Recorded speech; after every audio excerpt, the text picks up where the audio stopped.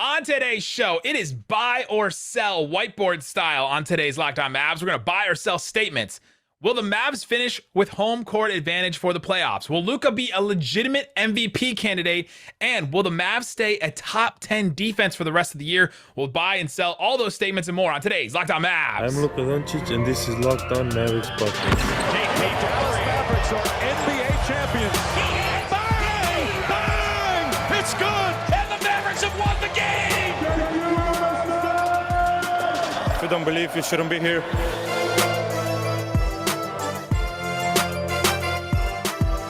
And welcome. You are locked on to the Dallas Mavericks. My name is Nick Angstadt, media member and NBA channel manager for the Locked On Podcast Network. Thanks for making Locked On Mavs your first listen every single day. We are free and available on all platforms, including YouTube, where you can hang out with us every single day and see what Isaac is eating, drinking, any other thing that he's doing over there.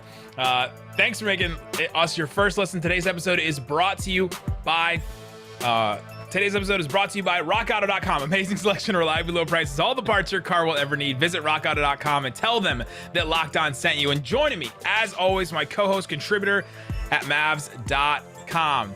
The itching irritant, the one more thing king. What you got for me, Isaac Harris? I need Mavs basketball. I need it. I miss it. I gotta see Luka. What is Dinwiddie gonna do?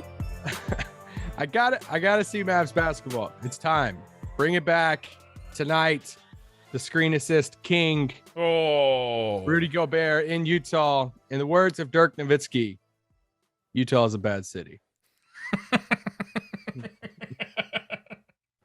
Will nightlife rule supreme in Utah for the Dallas Mavericks?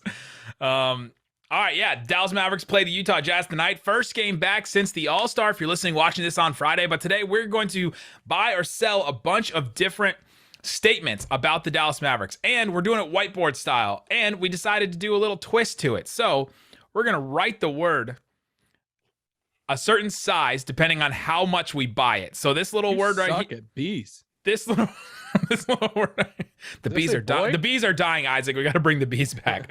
If the word is really small like this, I kind of buy it. If the word is huge like this, I really buy it and sell the exact same way. So let's start it off right away with our first one. The Mavericks will finish with home court advantage in the playoffs. So right now the Mavericks are 5th in the West. They'd have to pass the Utah Jazz to get up there. They could also pass the Grizzlies, but that one seems a little bit far-fetched, even though John Morant had that injury scare tonight.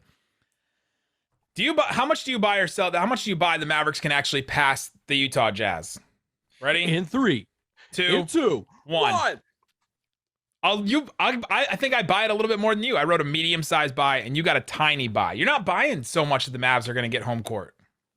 I still put buy. Yeah, but it's it's really small. If you're listening on the podcast, it's very small. You would know how small. No,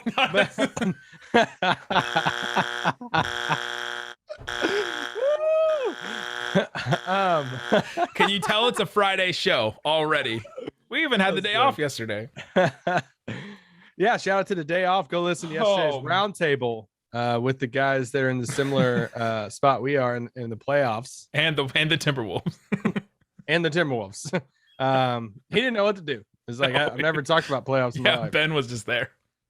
But you know what? He has the greatest shooting big ever. So also, I put small letters just because, I mean, it is a game and a half. I still think they pass them. That's why I put buy. I think they pass Utah. I don't think they could. I mean, it would just take a John Morant injury to pass Memphis. But they played really well without John Morant this year too. I'm not sure that even does it. True. I do think they pass Utah. I just don't think it's like locked in. I don't think it's in the bag. I mean, they still have Donovan Mitchell. They still like Quinn Snyder. I think is a good coach. They still got a good team. So I'm not as confident as you are that they pass them, but I do think they do pass them.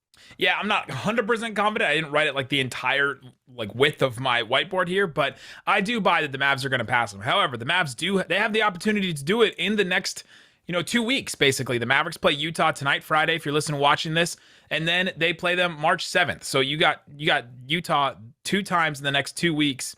And then you also play them March 27th. So in the next month, we could tell if the Mavericks are going to pass Utah, basically, because that's the season series. That tiebreaker is going to matter a lot for this team. So you can, take whatever you want from that, but that is going to be a big thing. I will not say that this stretch will define the season for the Mavericks, but the Mavericks have already lost one game. They would have to win the next 3 to win the tiebreaker. Their season has already been defined early in the season. But the Mavs' next stretch is at Utah, at Golden State, at the Lakers, home for the Golden State Warriors. That's a stretch right there.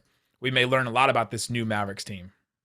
Yeah, I mean, and there's also a world that, let's say Memphis stays hot, and they were 8-2, going into the All-Star break. Golden State was 6-4, and they're just a game and a half back from Golden State. Like, there is a world that Denver, a game and a half back from Dallas, moves up. Dallas moves down to 6, and Dallas is playing Golden State in the first round. You know what I don't want? I don't want that. Okay. So I think that's one of like the worst case outside of falling to the play-in. I think the worst case scenario is Memphis passing Golden State, us dropping to 6, and we're playing Golden State in the first round, a 3-6 matchup. That's a possibility. We'll do a show soon about all the different possibilities the Mavs could face in the playoffs and talk about all those and which one you'd rather have. We've sort of touched on it, but we haven't done a full show on it. Utah, give me Utah. We'll do that. I know that has been the consistent from you throughout all this. All right, next statement that we're going to buy or sell. Luka will be a legitimate MVP candidate. I'm assuming this is by the end of the season. That's what I took it as. By the end of the season, Luka will be a legitimate MVP. Probably legitimate means top 5 to me. Will he be a top 5 MVP candidate? 3, 2, 1. Wow. All right. I'm selling it a little bit. I wrote a really tiny sell, and you wrote a pretty decent sized buy. Why are you buying this? I'm just all in. I'm all in on Luka's last stretch of the season. I think he set the table going into All-Star break of just this insane run he's been on. I think he's going to continue it coming out. I mean, you look at his season right now, and we've talked about the whole, if you're just lazy with it and you haven't really been paying attention to Luka's stuff, you can kind of fall into that beginning of the season narrative. And then it's like, oh, Luka's, he's doing good, but he's not having that good of a season. It's not like if you hear this comment, Luka's doing good, but he's not as good as he was last year, then somebody's full of crap, because last year he averaged 27 points, 8 assists, 8 rebounds. If we're just doing counting stats here, 47% from the field. This year, right now, he's at 27, 9, and 9. So he's already averaging more rebounds and assists, right at the same amount of points. He's a little bit, down in his field goal percentage. And obviously his 3-point percentage is just like 2.5% down, from last year. I'm just saying that to say, I just think that continues to go like it is. I think he has a monster final stretch of the season. I think Dallas finishes top 4 in the West. And I think we're having that by the end of the season. He's already creeped in there a little bit. Some people, you've seen some different national media, coming out of All-Star Weekend. They're like, oh, look at Luka's stuff. Seen some stuff on Sports Center. Our favorites, Kendrick Perkins had a little thing on it. They did it on NBA Today. Yep, they did that whole segment. So it's starting a little bit. And if Dallas separates themselves into that, or if they pass Utah, I think we're 2 weeks away from people legitimately having Luka in that Jokic, Giannis, Embiid conversation. And it's Luka's individual play, but it's also, Jokic is getting a lot of love because there's no one around him right now. It's him, Aaron Gordon, and, that's kind of it. And Luka's going to get some of that love too, because you're just going to look and it's going to be Luka and a bunch of role players. And since Porzingis is out of the picture. So BetOnline had him at plus 3,300. He was behind, obviously, Embiid number 1, Jokic number 2, Giannis number 3. I don't see him cracking that list. Curry was number 4, John Morant number 5. You don't think he can crack that list at all? The top 3? No. I think it's already I think the ship's already sailed on those. Unless he finishes. Yeah, I think he still can. I think that list, we just talked about that group of guys so much that I don't know that there's a way that he gets in there, or that his numbers will get to the point where they're going to look better than those guys. But here's the selling point. There's a chance that none of those 3 guys finish in the top 2 of their conference. So right now, Miami and Chicago are 1 and 2 in the East. And then Philly and Milwaukee.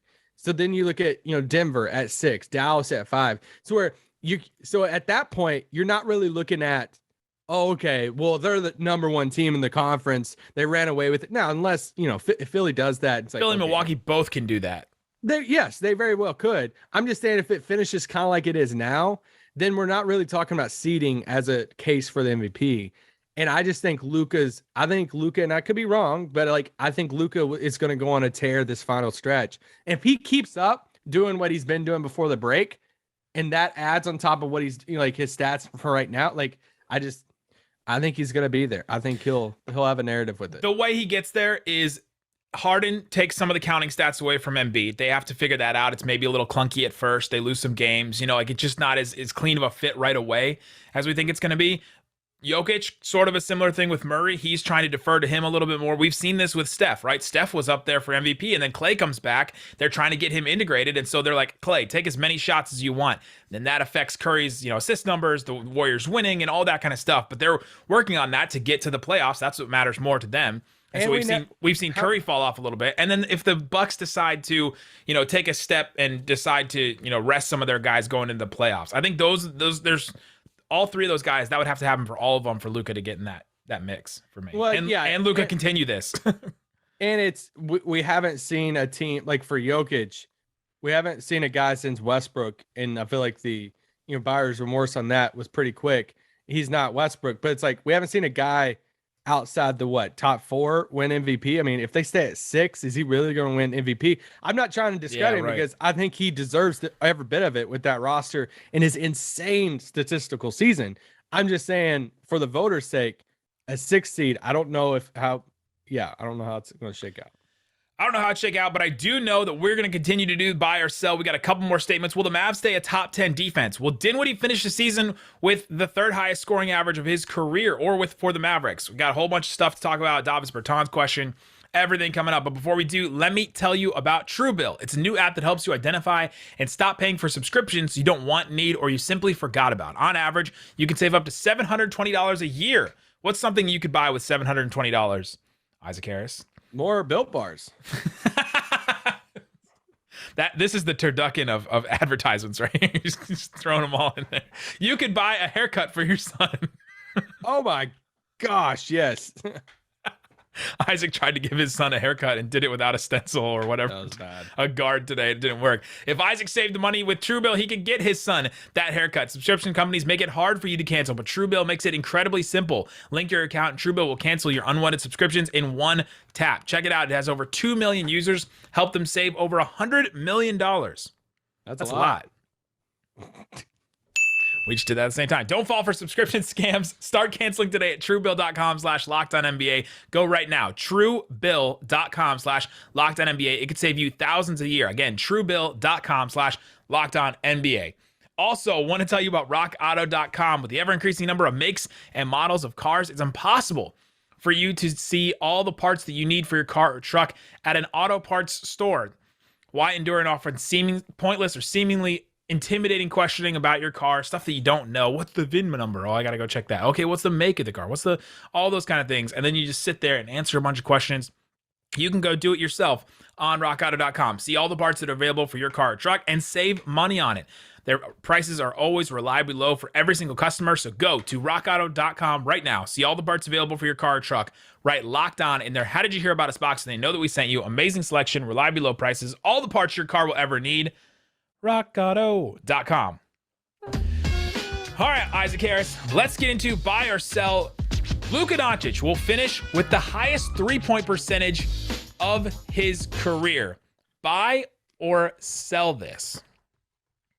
3, 2, 1. I'm selling it. We're both selling it, just about the same size, a medium to small size sell. Luka right now is shooting 33.5% from 3. His career high was last year at 35%. I didn't do the math on this, I'm not going to lie. You'd have to continue this tear of like 45% from 3 in order to raise it to that level. And that's just a lot. I think that's just a lot to ask. And Luka has been so streaky this year that I don't think he gets it. And if he does get it, it'll be so close that it's, a toss-up at that point.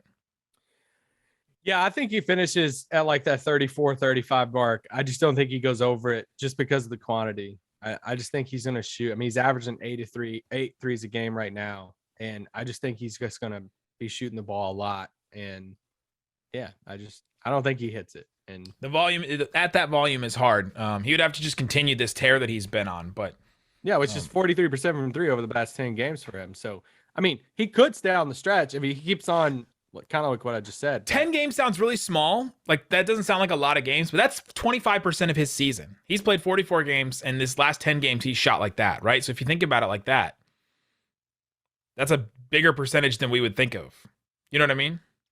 I thought you were trying to say 10 games is 25% of like the full season. No. Of the games that he's played so far. Yeah. That's true. So because he played 44. Yeah. I don't know why. I just wanted everyone to say that that's a bigger, because we keep pointing back to this 10 game sample size, and it seems really small, but it's not. It's actually a pretty. Zach Galifianakis like.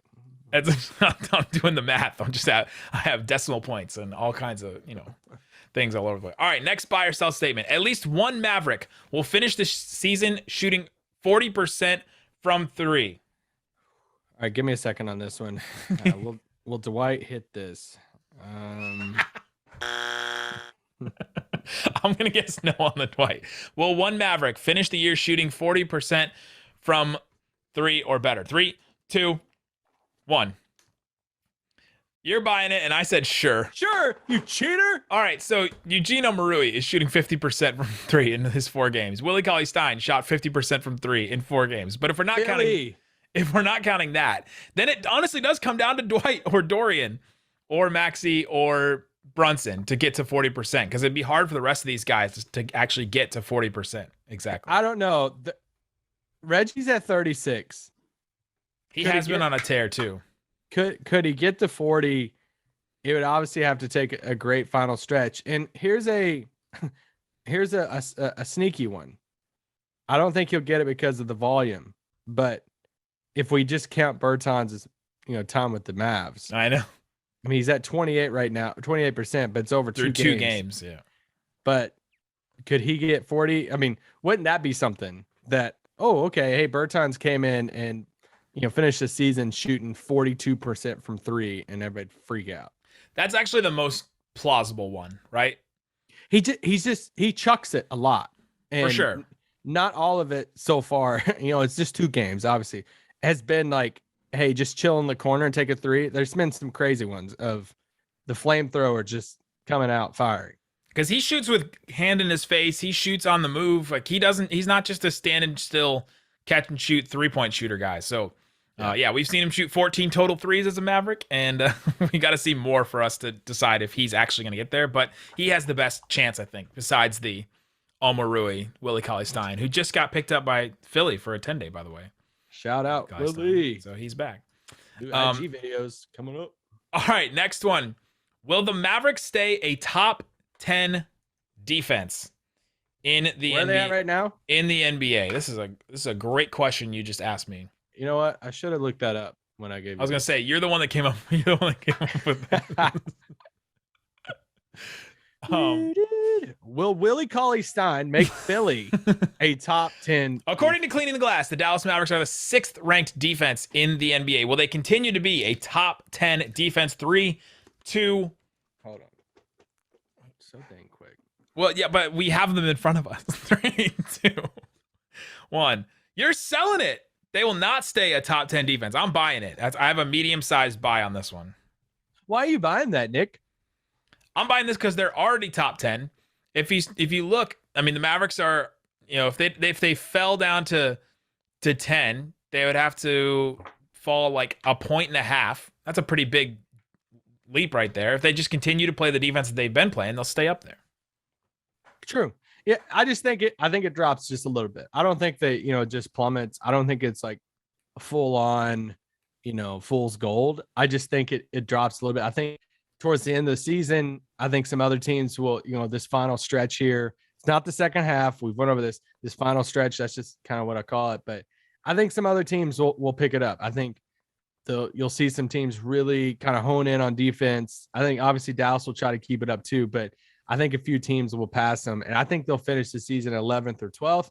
I hope I'm wrong, but I think it's right outside the top 10 for me. I think I've seen a couple people say, well, without Porzingis, the defense is going to be a little worse. Without Porzingis, the Mavericks this year have had a 108.7 defensive rating, which is just about what it is for the year for them. So you're not losing a whole lot just by the numbers from this year so far without Porzingis. The Mavericks have, it's 0.2 lower than their number with Porzingis included and all that. So I don't think you're losing that far off. I think they just stay where they are. The switching allows them to do some other things that they weren't able to do before. Now that Porzingis is not in the mix, so they have Dwight and Maxey as the centers, and they can switch and all that. So I think that they'll keep there, and I think that they'll stay a top 10 defense. Will they get to top 5? They're 6th right now. They're flirting with that top 5. I don't think so, but they'll stay in that 6 to 10 range.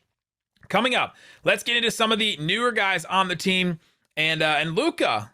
An interesting Luka one. Luka quotes. We got some interesting Luka quotes. Are we going to buy or sell some of these statements coming up? But before we do, let me tell you about, we talked about this before. It's Built Bar. Built Bar is a protein bar that tastes like a candy bar. They're absolutely delicious. I eat one all the time. I tell you that, but it's true. Low calorie, high protein, replaces your candy bars.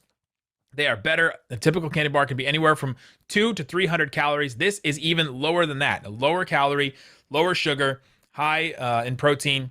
They're absolutely great for you. The mint brownie is solid all the time. The coconut brownie chunk is the best bar out there. That one legitimately tastes like a candy bar for sure. White chocolate cookies and cream. People love the cookies and cream. That's a flavor people like a lot. There's a Built Crave bar. I have not tried these. Caramel with peanuts in it. We may have to go. Are you a caramel and peanuts guy? Sounds like a payday. Isaac is chewing on his expo marker. Isaac, don't get high. Check out the Built bars. Use the promo code LOCKED15. You get 15% off your entire order at built.com. I can't joke like that. Some people actually think I. All right, Isaac. Can we clear some things up right now? Doobie stoner. All right. I don't smoke, guys. I don't smoke. Yeah, a lot of people in the YouTube comments think Isaac is like, we get it. They're like, we get it. You smoke. He doesn't. Just expo markers. Some dude wrote us and said, we get it. We know you work at a church and you smoke. And I'm like, I smoke cigars, but I do not smoke. It's true, actually. You did do that. All right. Couple more buy or sell statements about the Dallas Mavericks. Spencer Dinwiddie will finish the season with the 3rd highest scoring average. I'm assuming you mean on the Dallas Mavericks. Right now, that person is Tim Hardaway Jr. Are we counting him? I'm not counting Tim, obviously, or Porzingis. Or not counting Tim or Porzingis. So Dorian is from the moment the trade, like from here on. There's a lot of stipulations on this.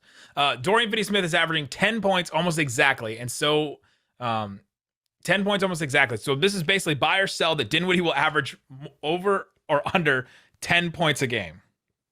3, 2, 1.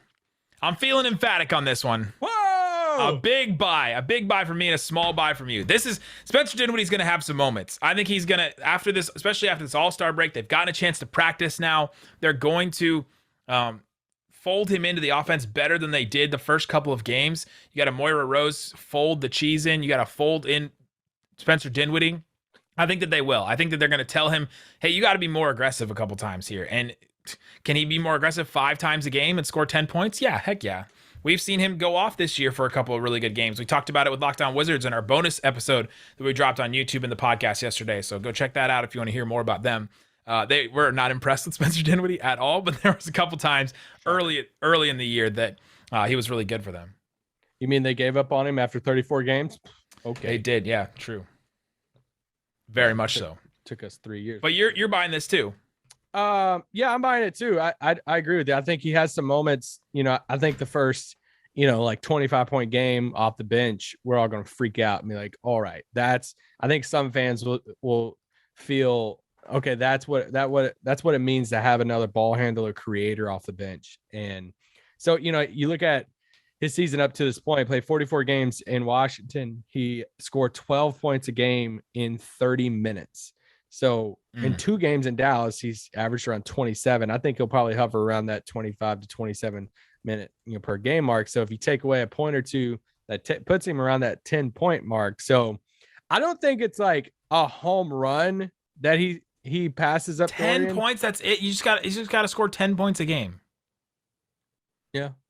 If he can't score 10 points a game, then that's a different problem for the Mavs, I think. No, I'm buying it. I think it's over 10 points. We've seen him over these first 2 games. I think some fans could see these first 2 games and be like, okay, he's just kind of a team guy. He's not really going. I think he's just still trying to find his place in the offense and the team.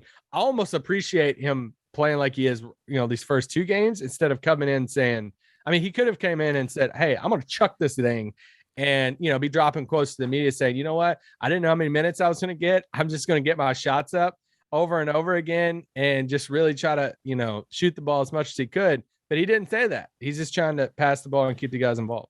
I talked about this with Ed and Diolante from Locked On Wizards, is that Spencer Dinwiddie did not play well with Bradley Beal. That was a problem for them. And I thought when that really shed some light on the way that he's played with Luka. He's been extremely deferential, right? Like he's deferring to Luka a lot. He's making sure he's the team player, making the right pass in those first 2 games. And that made it a lot of sense. Hey, I didn't do this with this last guy in Bradley Beal. And now Luka is by far the best player that Dinwiddie has ever played with. I mean, has Spencer Dinwiddie played with a player even close? He was in Detroit, and then he went to Brooklyn with D'Angelo Russell, and then I guess he was there for like 3 games with Durant. He played with Ish Smith in Washington, I think. He played for 3 games with Durant, played a little bit with Kyrie, but this is the best player he's ever played with for an extended stretch, and so I think he's going to be he deferred on purpose, and that was the reason. All right, 2 more here. Buy or sell. Davis Bertans finished the season with more minutes per game than Josh Green. Right now, this is what I meant by more. Let's do it this way. More total minutes from the time of the trade until the rest of the season. For the rest of the season. Basically, who has more total minutes? Ready? 3, 2. Well, you gotta write it down. I was answering a while ago while you were writing your answer.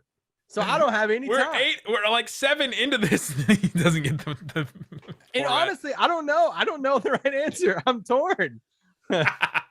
Just write both words and see if someone can make it out. This is riveting radio. Isaac just writing on a whiteboard. 3, 2, 1. Isaac wrote bull and I wrote buy. I'm buying this. I think Davis Bertans does get more minutes than Josh Green. Sterling Brown is back as well. We have Reggie Bullock is back from injury, or should be back. He's questionable for the game tonight, but I think he's going to play. I just think that there's more wings right now than there are like big-ish guys like Davis Bertans, and I think they want to try to figure out what they have with Davis Bertans and maybe up some of that trade value if there is any for the offseason. I think they're going to try to push that a little bit. Whether that matters to Jason Kidd or not, I'm not sure, but I think they are going to push that. And so I buy that Davis Bertans will play more than Josh Green. Yeah, I think I'm so torn on, because is there a world in which they say, like some matchups, hey, we need another like energetic wing guy out there off the bench, and they're not fully in love with Bertans and Maxey, big combo off the bench. Like I could see them kind of leaning that direction some games of saying, all right, I think we want to do more Maxey, Josh, who am I missing off the bench? Maxey, Josh, Sterling, Dinwiddie. Maybe like, has Josh Green passed up Sterling Brown? I don't like. Sterling Brown was injured, so he did then. Maybe. Frank. That's why I picked those 2, is because I think it could be matchup dependent some nights that you can get away with Bertans out there, and then but some nights you might need Josh Green, and so I'll lean Bertans. How different are Josh Green and Davis Bertans as players? So different. Just completely different. If you could merge the 2, it'd be an incredible basketball player, but sadly you cannot. If Josh Green was a little taller like Davis Bertans, could shoot like Davis Bertans, and if Davis Bertans could do all the other things Josh Green does, like pass and defend. And we have tried to merge people forever. I think it is the thing we do best. All right, last one here.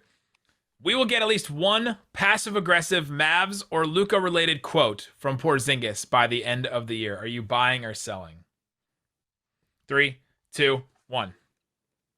That's your emphatic buy. No, I think I'm selling it. Isaac with the emphatic buy. I'm gonna sell. I think he takes the high road in this. I think that he decides to not. We got the quote already, like the directly aggressive quote from Kyle Kuzma already. I think the teammates will speak for him. No, I got it for you. I got the But quote. Here we go. Give me the quote. All right, this is a game. This is one of like the 5 games he plays for the Wizards the rest of the year, and he has a good game, and it's post game. He's talking to the media.